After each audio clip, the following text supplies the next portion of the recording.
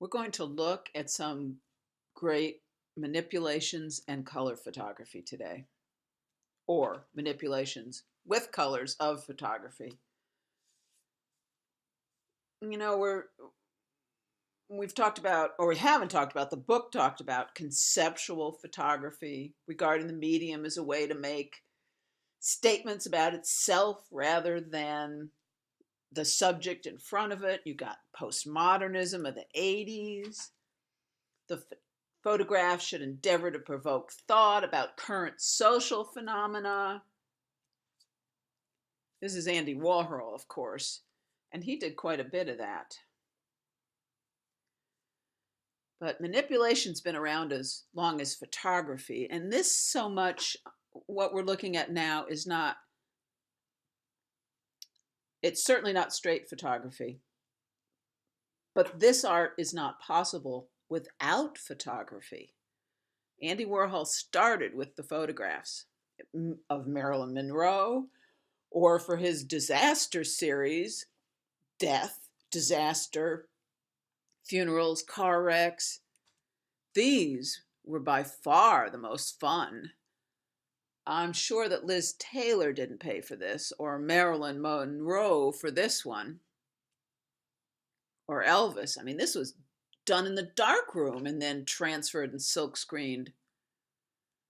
But if you've ever read the Andy Warhol diaries, his minions were out hustling. For $25,000, you too could have a portrait done just like Liz Taylor or Jackie or the mobster at his funeral.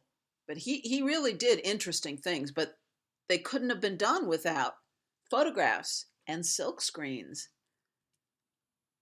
His art factory was actually called The Factory. That's what they did there. They manufactured art. This is the Doctor series, more of the disaster series. It's a car wreck. He also used photographs to make wallpapers.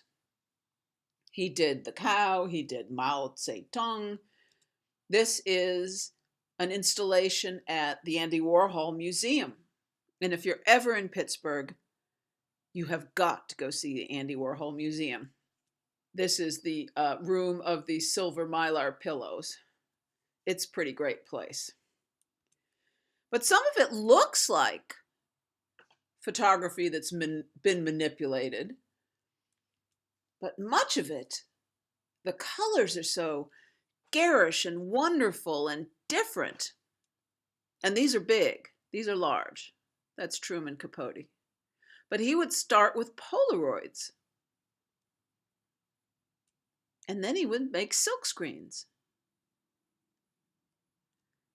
And then you'd get a Dolly Parton that looks like this. Or Aretha Franklin. So these are photographs turned into silk screens, and sometimes he paints on top of them, and sometimes he lays paper on top of them. Gilbert and George, the famous Texas artists. This is a self-portrait. You may notice that he's got a noose around his neck. Joseph Byers, famous for the hat. I always liked the way he did the eyes. The color is way bigger than the eye. Skulls. Self-portrait with skulls. Any self-respecting artist would be doing guns. Commenting on what was happening. Of course, he was shot by the ex-girlfriend, or the ex-friend who was a girl. I don't know if he did this before or after, but I suspect it might have been after. And then sometimes he would do what appeared to be straight photography, but these are sewn together with string, as were these. Now, other photographers of the era, this is Cindy Sherman. She used herself as her model, as her muse. This is from Untitled Film Stills. She did this while still in college. It was a whole series of herself as if she was a movie star. And she had herself as the Italian on the balcony, and a little starlet here. And then she went on to do other sorts of things, but she was always the subject. That's her as a clown. She's done herself as famous people. She's done herself as dead people. A marvelous artist. This woman didn't live long enough. Francesca Woodman. She also used herself, and very mysterious. You never see her face. I believe she jumped off a building. She was a young woman. She took this when she was 13. This not long after. But my favorite manipulator of the black and white image was Jerry Ullman. He's still with us. He did this in the darkroom. This is before computers. And he would take different parts of the image and put it in a different enlarger. And he would take the paper and he would expose it in one enlarger for the desk and the room, and expose it in the second enlarger and block it out so that it wouldn't expose the paper where it was blocked. And he was so good at it, it would look like that when he was done. And that's a third image, the little man standing on top of the book. He has his favorite images. You'll see that tree quite a bit. You'll see that house quite a bit. He likes them. He uses them quite frequently. And the hands and the globe. You might see them again and again. To make this image, he used 4 enlargers and had a different negative masked in the 4 different enlargers. And he went from one to the next, to the next, to the next, and then developed the sheet of paper. He was known to use up to 8 enlargers. He was a professor at University of Florida for years. He might still be there. And he is married to a younger woman, and she does the same sort of work, only she does it digitally.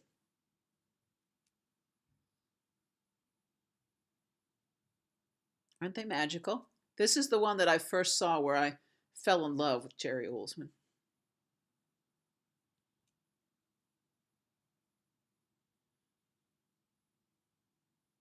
I heard him speak, and somebody asked him if the work had meaning, and he just it was an eye roll. He must get asked that all the time.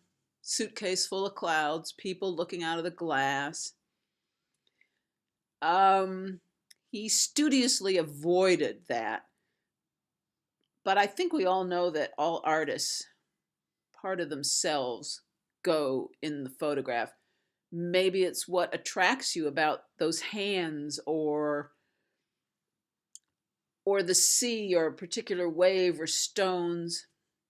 It all means something. It might not come to the surface. There's that tree again. I've always thought he was magic. Look at that wonderful texture in the sky that he's put. These are so hard to do, I can't tell you how hard these are to do without making a line or leaving a white space or making something so black you can't see it. It's art and science. I always think of Elvis when I look at this one. I don't know why. I guess the white suit.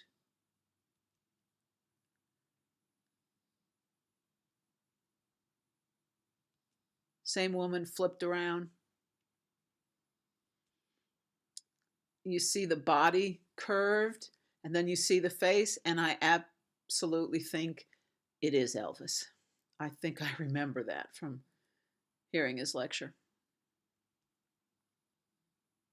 And then he puts these things in the stone. I don't know how he does it. It's pretty phenomenal. They're not really there, obviously. We'll see some that are really there later.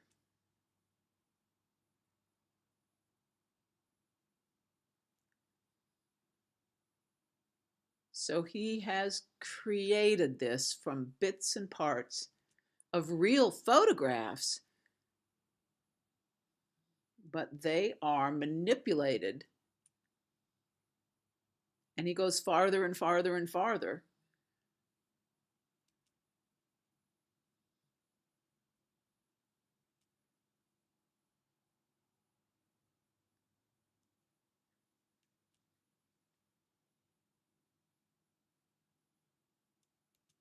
I'm deeply attracted to the indoor clouds. Those have always spoke to me quite a bit. I guess because they're so magical looking. The clouds are certainly not indoors. I think that's that same wall that he used as a sky.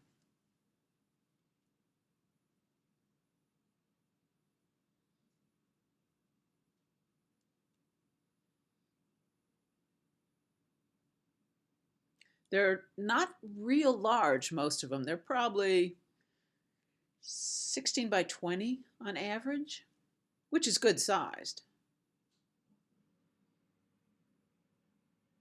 But they're not gigantic, but they're all hand done. No computers. I always found this one to be mega spooky. It's always been attractive to me.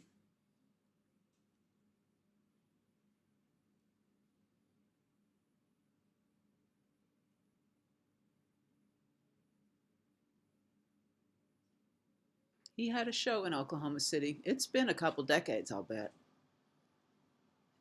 And he spoke at the museum.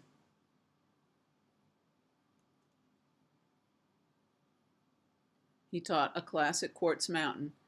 And if you've never been, it's one of the finest things for the arts that they do in the state of Oklahoma. They have terrific artists come to Quartz Mountain. In the fall, they do it for the adults. In the summer, they'll do it for 3 weeks for kids with great instructors.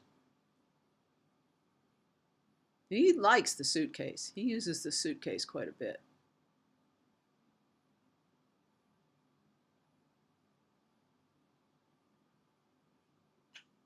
He said these were particularly difficult because they have to be so perfectly registered.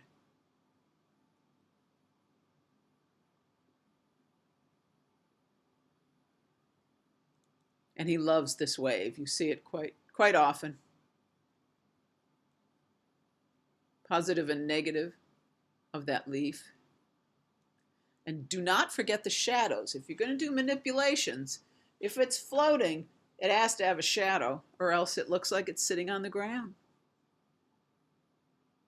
Even a facade needs a shadow.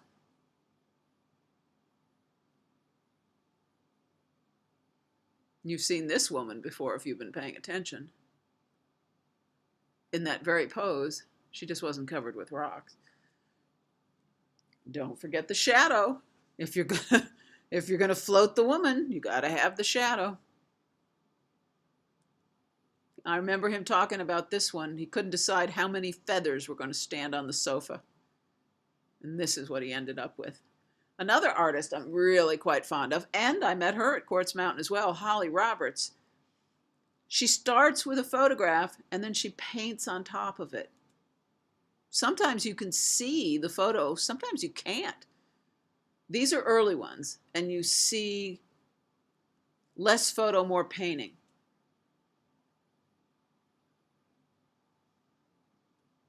She said she's a lousy photographer. I kind of doubt it. She knows what she wants.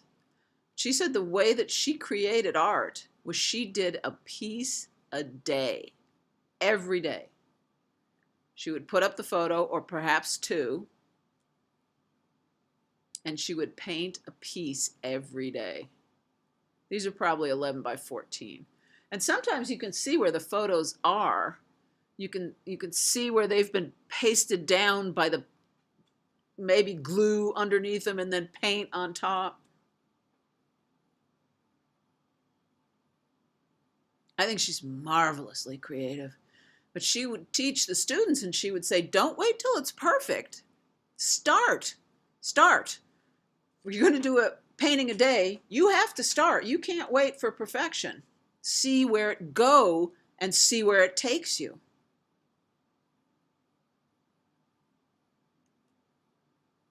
I spent time with her twice.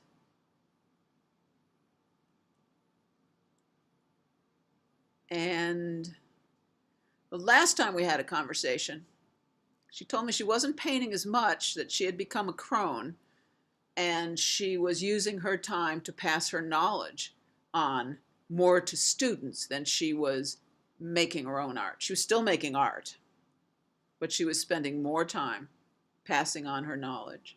See the kid in the legs, the kid's face?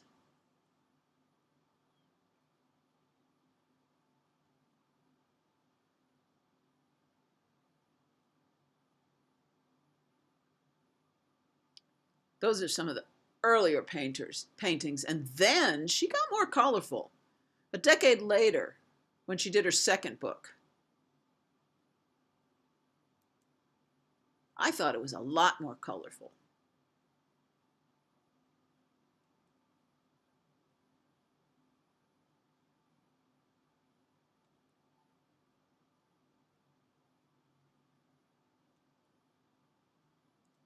But her starting place is a photograph. No matter what, she starts from a photograph every day. There are pieces of photography in here. You wouldn't have it without it. That is her starting point. But she takes off and manipulates and uses color in extraordinary ways. This is heaven and hell, in case you didn't notice.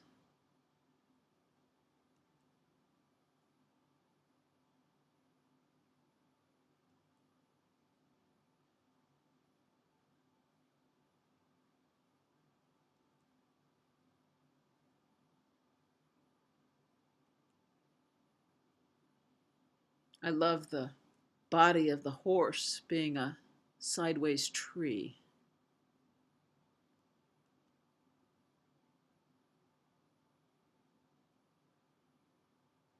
And then she started using not only overlays of paper, but underlays of newspaper quite a bit. We're still starting with photographs, but she's adding chine de colle, I believe, in printmaking, they call it.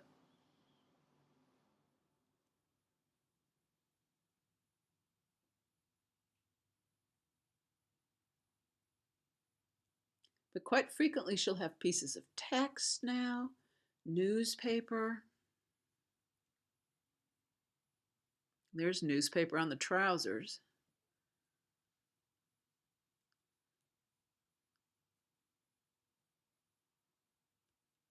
And it's getting to look more like street art here.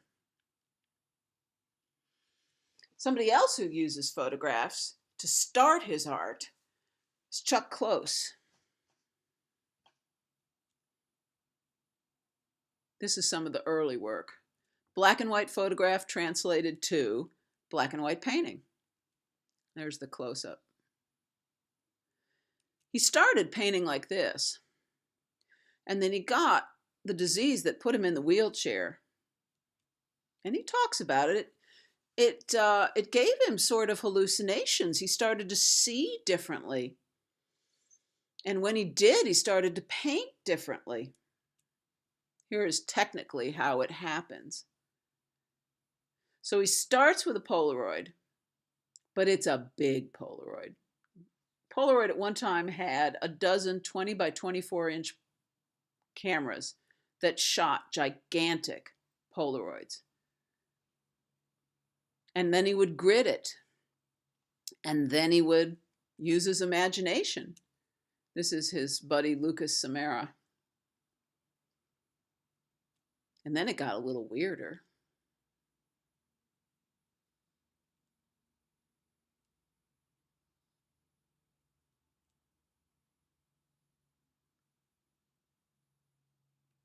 But these all started with photographs.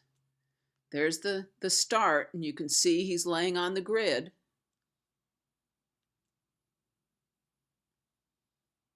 Sometimes he does them the line straight across. Sometimes he does them on an angle. And they're pretty loose. I mean, if you look at each different square, it's pretty loose. There he is with the Polaroid. Those big box cameras, the image is upside down and backwards when it comes through the camera.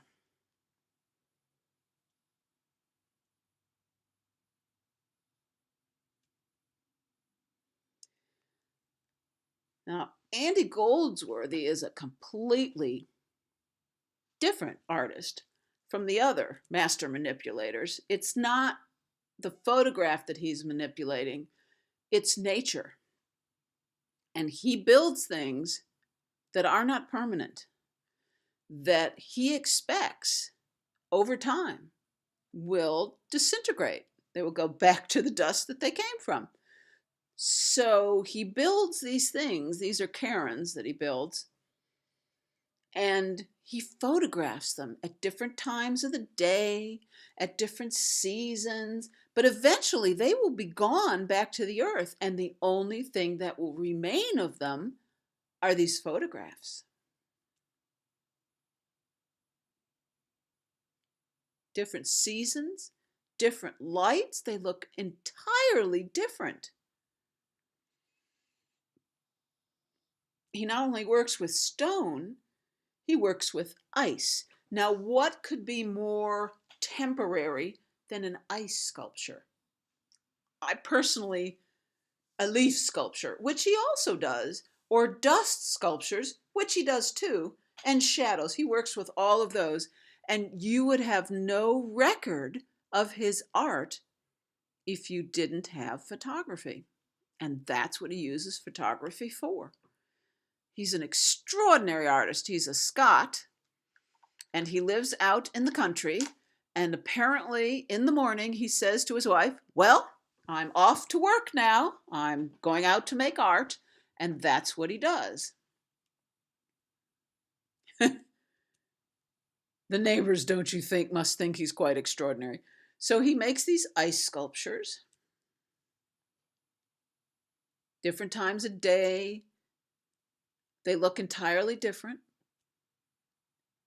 They cannot last very long. Sometimes he makes leaf sculptures and then floats them in the water, and within moments they're gone. And all that's left is the photograph. Those are ice sheets that he's pulled out of the water. And he builds these little stick holes, which are certainly not going to be permanent. See it right there, center, a little below the center, the little hole that he's built? Well, when there's more water, it's gone. Bottom right, he likes to surround rocks with sticks. And then he makes these lovely ethereal sculptures out of very light material that is going to be gone pretty soon. These are little sticks in there. And then he makes these I think this one is called a steely stone stack. Well, there's no mortar. There it is. There it is at other times. So what works on these is the sun and the water and the wind and maybe fire.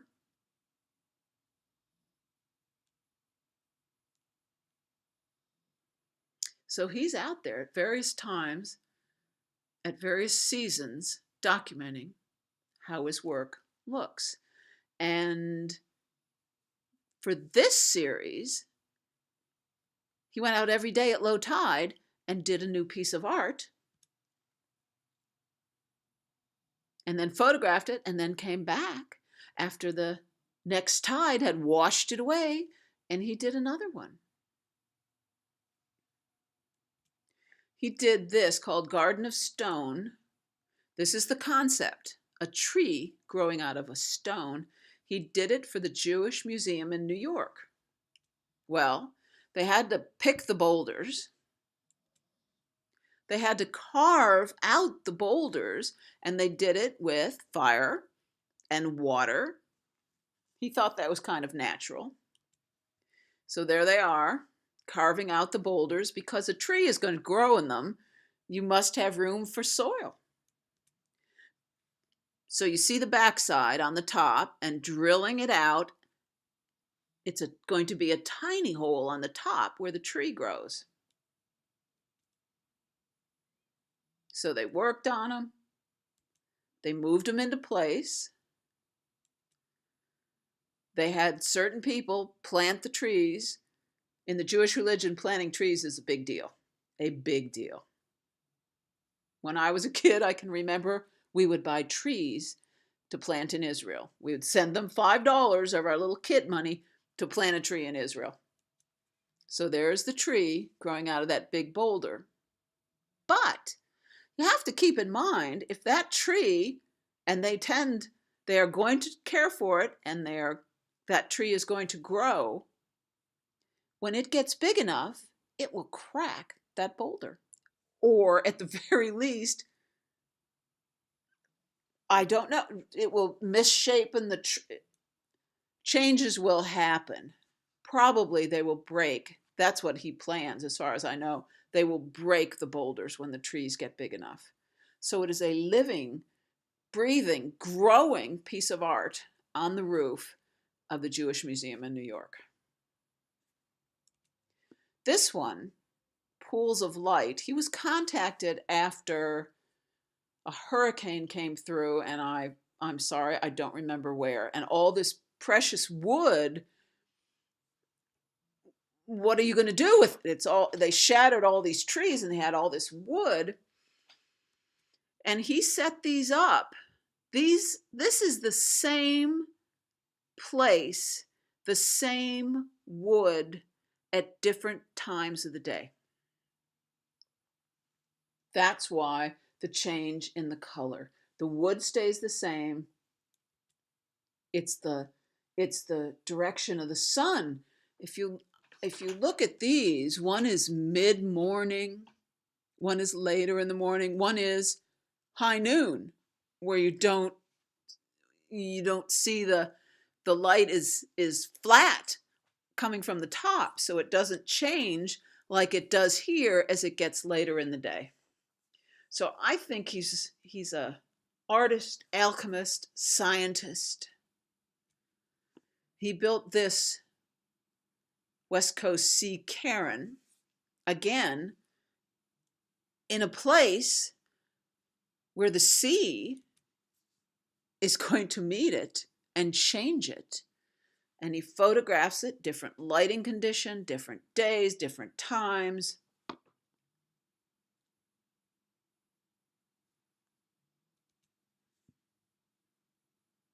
It's getting softer, it's sinking. And eventually, it disappears again. For this cairn, and they're solid, but there's no mortar. There's no mortar.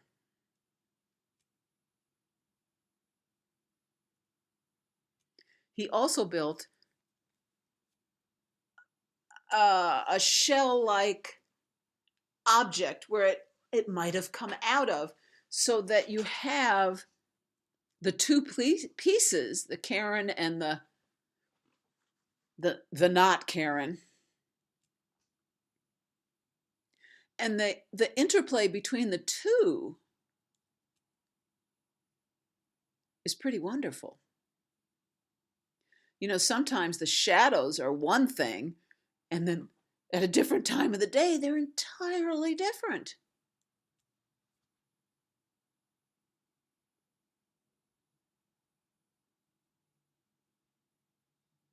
Entirely different. Here, these are made with elm leaves.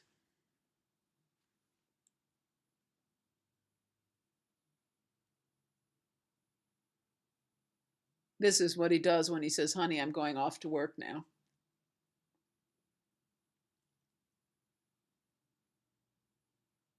He takes his own photographs.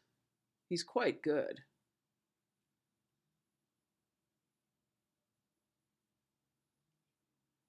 You know, look at the blue. The blue is probably later in the day. The sun in the morning is, you know, the warmer sun is orange. The colder light is blue.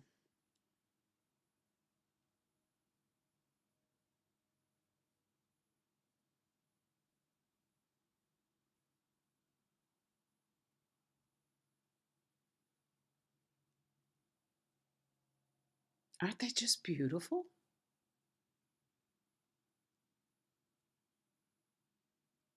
Just magical. And very shortly, they will be gone.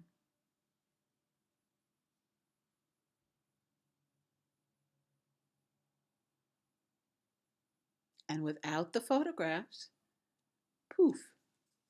He chopped up a red stone for this one and then threw it into the air. This one, he installed a clay wall, wet clay, so that as it aged and dried, it would change. It would be a morphing piece of art. And then he decided that that he would like to do shadow art. So he, on a day when it was frosty, he would stand and create a shadow, as you see there on the left. And so when he stepped aside, the rest of the lawn would have been melted by the sun, except where his shadow was still have the cold shadow on the ground. And he did that here and there. And then he decided to do what he calls rain shadows. So before a rain, he would lay his body down on the wood, on the road, in front of the stairs, and let the rain dampen the ground, the cement, the wood all around him. And when he stood up, there would be his shadow, his rain shadow.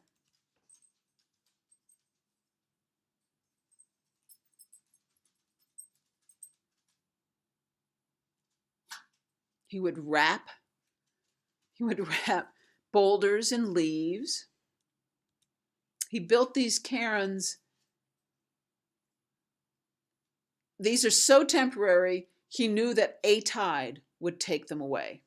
So he built these between tides, these 11 cairns, and then he watched as the sea came in and pretty much ate them. And then he would build these stick holes. This work is seasonal. He probably did that first one in the winter. And then the second photograph was taken in the spring. The third photograph, late spring or summer. And then the fourth photograph, right before winter, it's already gone. It's gone. He would make these clay pieces and watch them disintegrate slowly and photograph it. Here he did things with moss, dirt and moss or leaves. And then he came to the Southwest. Now these will last a little while. You know, it doesn't rain very often out west. And then he did these interesting additions on boulders in the canyon. And you can see how it's sharp in the one picture, and after a little bit of time, it's not so sharp, and then it appears to be nearly gone, and then it's gone. And he did these pieces where he would grind up the stones and poof, and make shadows. And he would grind them and throw them and make shadows. And then, when the little rainstorm came, he laid down on the poofs that had become the shadows, and he laid down on top of them, and he made a rain shadow. And here's where the alchemy comes in. These are the same sticks, only the way the light hits them changes the way they hit the camera lens and our eye. And later in the day, the only thing that changes is the light. From here to here, it's just the matter of which way the light is hitting them. Isn't that amazing? He does these marvelous things with leaves. So, that's a couple of photographers who aren't photographers, really. Well, they are photographers, but their art starts with photographs or ends with photographs, but photographs are an integral part of their art, even though they aren't necessarily photographers.